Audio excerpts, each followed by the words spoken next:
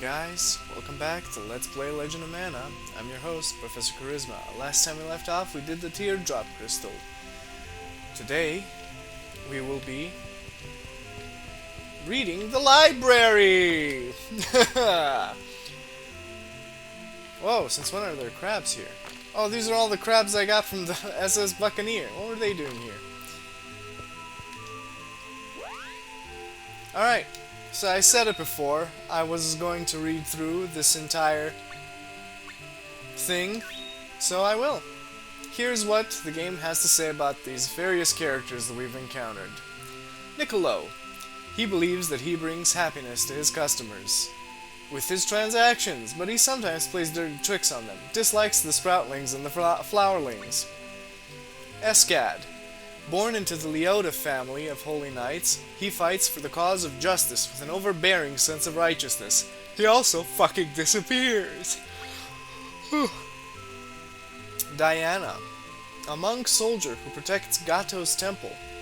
She grew up with Escad, Matilda, and Erwin, but especially adores Matilda like her own sister. Lark, a beast warrior who once was a famous hero. He became Draconis' dragoon after he died. Sierra, a beast warrior who is Vadisa's dragoon, never compromises and always hard on herself as well as on others.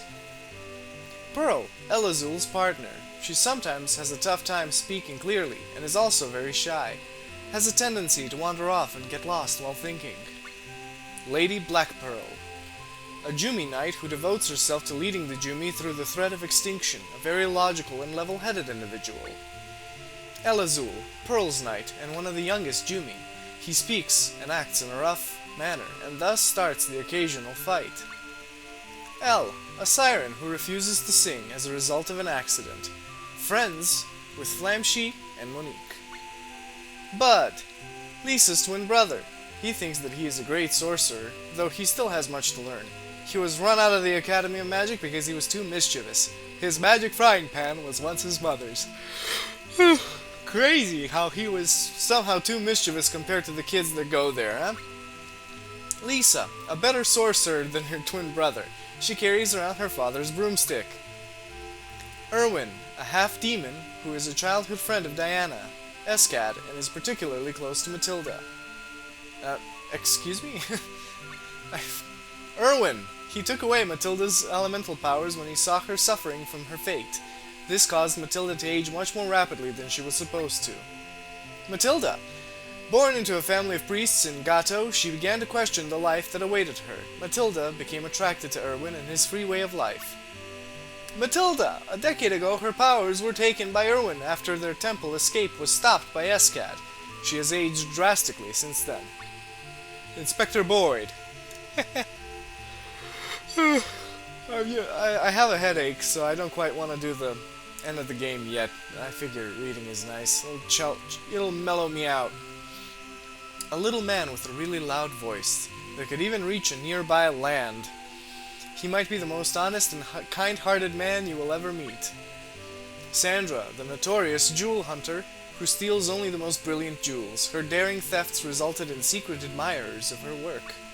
Alex, a mild-mannered geologist who also has a shop in Geo. He only keeps the shop for income to fund his research. Look at it. Look at the similarities. You can see them if you go back and forth. Florina, a guardian who was the Clarius in the bejeweled city of the Jumi. The burden of healing all of the wounded cores of the Jumi has caused her own core to fall apart.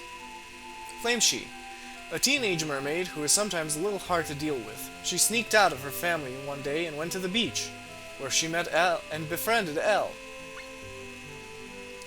Pelican, the mail carrier who delivers practically everything. She often makes mistakes and is not always on time, but she does not seem to care. Oh man, there's something very wrong with me today. Little Cactus, a shy little cactus. He is a cactus, a few words, but he happens to be thinking about many things. Poki, the poet of truth. He's one of the 7 wisdoms and was a hero who was called the messenger of the cosmic truth. Tote, an ancient turtle who is one of the 7 wisdoms. He only introduces himself as Turtle and always speaks in a mild manner. Obon, the keeper of the underworld and one of the seven wisdoms. In the era of the fairies' war, he went to the underworld to defeat the fairies' leader. Gilbert, the poet of love who even sings during regular conversation. He travels in search of love everywhere. Watts, a master blacksmith who becomes so absorbed when working that he often forgets things. Rosiotti, one of the seven wisdoms. He was once a hero. Rosiotti now quietly resides in the jungle as the guardian of the creatures there. Dwell, an onion warrior. He likes everything straightforward and hates people like Nicola with a passion. I can get behind that. Miss Yuka, the owner of Domina's only inn. She insists that she's a canary, but there are rumors that she is really a chocobo. Addressing her as Miss Yuka is a must. The manager, the bar manager in the town of Lumina. He is a gentleman who feels joy in communicating with people. The bartender, a young man who has a tendency to feel the blues a bit too often. Sharing sob stories with the manager seems to make him feel a bit better. Mark, the owner of Domina's item shop and also Rachel's father. He really loves his family, but they seem to be a little sick of his overdose of love. Oh wow, she's pretty. Mark's wife, who likes spending time outside his shop. She says anything that crosses her mind. Rachel, or otherwise known as the Green Wiggly, the daughter of Mark and Jennifer. She hardly talks, and does not become too friendly with anyone. She is sick of her fairy-like appearance and the room decor. Reverend Nouvelle, the caretaker of the church on Domina's outskirts. He is a kind-hearted man who is full of knowledge, from how to catch rabbits to the history of this world. Neme, wow, a glamorous fortune-teller. She led a luxurious and exciting life, but now she seems to be saving money for her old age. Capella, an itinerant performer. He was inspired by Pokiel's verses and decided to go on a journey to send his audiences a message of some sort. Diddle plays music for his performing partner, Capella, a kind-hearted, sensitive boy who speaks very slowly. Kinda like me, where my Pressure gets low. Rubens, a man who has given up everything. He is hiding the fact that he is the Jimmy of Ruby. Professor Bob, the leading pioneer of golem development, who toils in a small laboratory in the junkyard. Also a woman chaser. Hey, I didn't know that. Roger. He met his true fate when he found divinity within his pet dog Putty, while working as a miner with dud bears. Since then, he has become a man of faith. Putty, Roger's pet dog. He was made into a religious icon, but he is just a dog. His graciousness. Count Davila, guardian of the ruins. He is also the leader of the Succubus clan. That sounds very funny. Basketfish, One of the nouveau riche. who looks down on everyone, but in reality, he is the one who is looked down upon by everyone else. He loves Revanchi the dancer. Captain Tusk, Captain, the dandy captain of the SS Buccaneer. He leads the pirate penguins with his gentlemanly seaman philosophy. Ladies, he is a real catch. Revanchi, the dancer at Polpota's Seaside Hotel. She's always dancing, because dancing is her passion, her life. Selva, one of the seven wisdoms. He always knows what is happening in Fadiel, since he is always gathering information from the lilipedes and birds. Tipo, a magical life form with a kind heart. She thinks she is a jewelry collector, but most of them are glass fakes that Niccolo sold to her. Aww. Belle, a spirit of dreams who is in charge of managing all creatures' dreams. A little too pushy at times, but she's only doing her job. Esmeralda, a very charming and sometimes childish student at Gio's Academy of Magic. There are rumors that she may be Nunazak's magical monster, or a ghost. Magnolia, a doll with a firestone core, which Anuela the Witch made 1,000 years ago. She lives at the junkyard without any hope or will. Theseus, a professor at Gio's Academy of Magic, who is also a Witch of Reincarnation. She is the most avoided person there, perhaps because of her creepy behavior and appearance. No fucking shit. Nunazak. Back in the day, he was a conjurer who fought in many wars. Now he is a professor at the Academy of Magic, though his body is represented by a magic circle since his body was trapped in another dimension. And he looks very disinterested. Always. Cthinja, the most popular professor at the Academy of Magic. She has the power to explode things by staring at them. She always looks out for people and is friends with Theseus. Fons, a professor at Gilles Academy of Magic who has a strong passion for magic. A sly little man who is a really fast runner. He sees through everything and is sometimes cunning. Works at Christie's Palace with Hanson. A big man who has the muscles, but not the mind for fighting. Stupidly honest and can't seem to see the obvious. Mr. Modi, he is everywhere, doing everything. Poor guy. Diana, the leader of the Jumi, and a Jumi of Diamond herself. She tried to keep the Jumi from extinction, but her hard-headed dictatorship caused her to lose support. Crystal? The beautiful snow fairy who guards the garden of icicle flowers. We only see her once, which is a shame. Sotheby, Madame Christie's butler. He does everything perfectly, but inside he is still a widowed child. His nickname is Mr. Fuddy-Duddy. Hey, I'm not Mr. Fuddy-Duddy. My name is Sotheby. Christie, the owner of Geo's Palace, which is also an art gallery. Deeply loves art, money, herself, and everything else. Monique, a siren who works at Lumina's lamp shop. She sings to the spirits and asks them to light the lamps in return, and then later sells the lamps. Students at Geo's Academy of Magic. The color of their robes differ by class. Thoma, a soldier belonging to the Deathbringer's army. His mind is being controlled by the Deathbringer, and he would do anything for his lord. Thona, one of Deathbringer's skeletal soldiers. His body has died, but his soul is still controlled by the Deathbringer. Sproutlings, little creatures that seem to appear out of nowhere and end up living in any town. They all share the same mind with each other. Gaius, a huge face on a mountainside that is also one of the 7 wisdoms. He always has answers to any questions. Cancun bird, a huge and mysterious bird that is said to have been living in Gato over the past several centuries. Flowerlings, when a flower blooms on a sproutling's head, it becomes a flowerling. There are males and females, but the only difference between the two seems to be appearance. Lillipees, strange, small creatures with tiny bird nests on their heads. They multiply by rolling some mud into lily-pea shapes. Pirate penguins, penguins that have the tendency to tell silly jokes a little too often. Extremely proud of the fact that they are pirates, though they don't seem to act like pirates that often. Fuck me.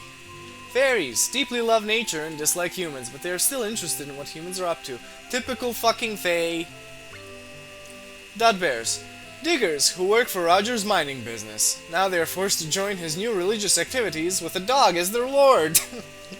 Poor Dudbears. Shadows, shadows of all living creatures and inhabitants of the underworld. They share the same consciousness. Nuns, women who are in the process of spiritual training at Gato's temple. Windcallers, the clan that serves Acrovator as his dragoons. They are open-hearted to those who respect their traditions, but reject all others.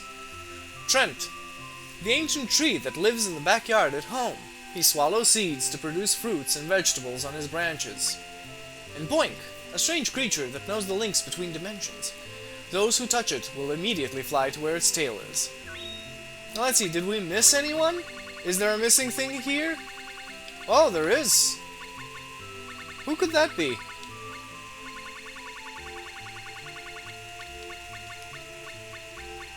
I think I know who could that be. It's Louis from the junkyard, since I never went and visited him. The keeper of the toys. Yeah. Home. Home sweet home.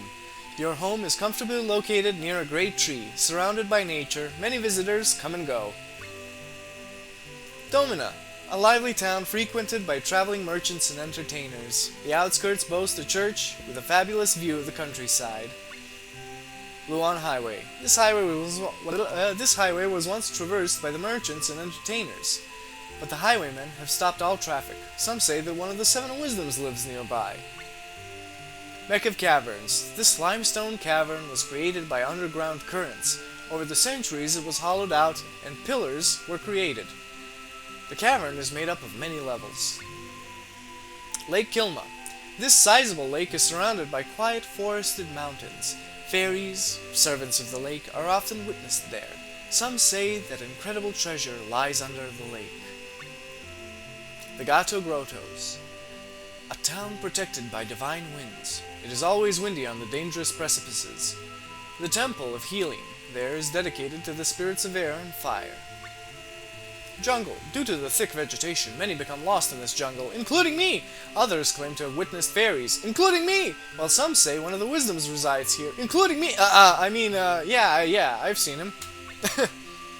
Lumina. The town of Endless Night. The town is always bathed in the light of the full moon, so it never becomes completely dark. There is a tavern where dudbears frolic. Duma Desert. Only cactus grows in this wasteland. Great fossils litter the landscape, and flowing sands hinder each step. It could be the ideal site to conduct a colossal experiment. Wink wink. The Underworld. Souls who have departed their earthly vessels are judged by the king of the Underworld. His vassals, the Shadows, bring the departed to the Underworld. Mindus Ruins. These ruins are all that is left of a city which prospered around a tower, built by mages during the end of the Fairy War. Medora Beach. Come to Medora Beach for the best sunbathing and finest sand anywhere. Explore our many caverns. While you're here, why not try some crab hunting? Junkyard. This trash heap is home to discarded items mass-produced to fight in a long-forgotten war. Some of the objects still bear a grudge towards humanity and cling to their warrior past. Norn Peaks. Strong winds howl through the treacherous mountain passes. The foothills are home to a settlement of windcallers, and their guardian spirit is said to reside on the highest peak. Polpota Harbor. A tropical resort, home to soft breezes and sun-kissed surf. The Seaside Hotel provides lodging in the center of town. The Tower of Lares. Looming in the night sky, the Tower of Lares was constructed by magicians during the Fairy Wars to increase their supply of mana. Nowadays, the tower is nothing but a stone testament to the power of its builders. Geo, a castle town with an academic atmosphere. Christie's Palace occupies the center. The instructors at the Academy of Magic have a lot of personality. The Bone Fortress. A tiny flowerling village rests atop a gentle slope. Towering above them looms the Bone Fortress. It is said that the foliage around the walls holds huge amounts of mana. Ulcan Mines. The Ulcan Mines have been abandoned for ages. Now only curious weaponsmiths hunt for ore, for a suspicious gang is based here. The SS Buccaneer. The good ship of the famed Captain Tusk, leader of a band of pirates. They have sailed north, south, east, and west in search of buried treasure. Feig Snowfields, a frozen land buried in snow. Some say fairies' treasure is hidden here, but none have laid eyes upon it. There are reports of abominable snowmen here. The White Forest, a dense forest, home of the White Dragon. Legend has it that the forest is populated by an extremely rare folk. The Orchard, a tree with a striking resemblance to the one in your backyard. Perhaps mankind will never understand the connection which all plants of life shares. I misread that. Leucemia. Erwin has resurrected this legendary beast who came from beyond the stars during the ancient wars. The wingless dragon split the earth asunder and razed entire cities, only to swallow a volcano and blow himself up. Yeah, burn himself up, but yeah, you get it. The Bejeweled City. This is the home of the Jumi. Boulder-sized jewels comprise every part of the city, and now, even after the fall of the Jumi, it still shines with an everlasting glow. The Flames. The castle of Draconis. He has raised his domain from the depths of the underworld to return to the land of mortals. And the Tree of Mana. The ultimate source of all things. Everything within the sanctuary exists in an eternally immovable, absolute state. We'll be going there next time on Let's Play Legend of Mana. I hope to see you guys there, because I'm gonna record right as soon as I click stop.